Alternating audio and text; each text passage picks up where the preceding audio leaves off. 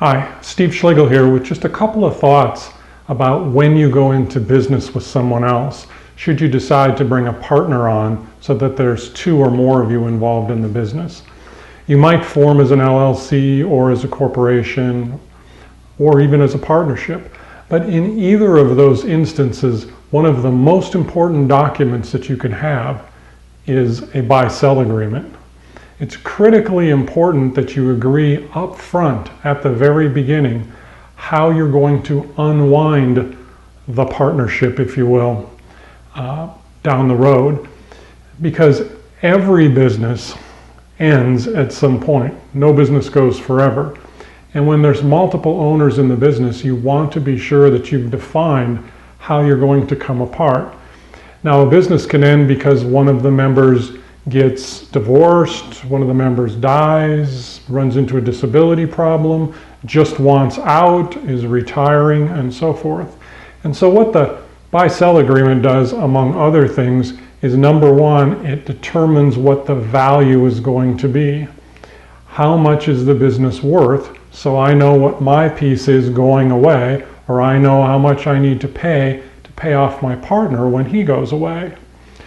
Now, that valuation can be determined a number of different ways. Sometimes people simply state a value. Sometimes there's a formula involved. Sometimes appraisers or business valuation people will be used to determine that value, but you agree to that up front. And then, once you know how much it's going to be, you need to decide how that person is going to get paid off. You don't want to strap the business with a huge cash payment to take and pay off that partner going away.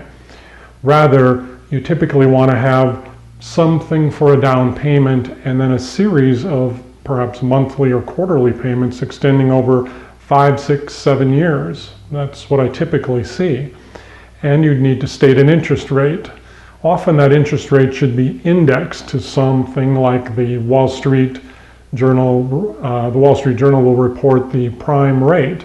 And you can say, my interest rate is going to be 2 points over the prime or whatever, and it's going to be indexed every year so that if interest rates start going up quickly, everyone's treated fairly in that process. So it's most important to have that agreement in place because every business ends at some point. We say when we get married, hopefully we're married forever. Sometimes people get divorced.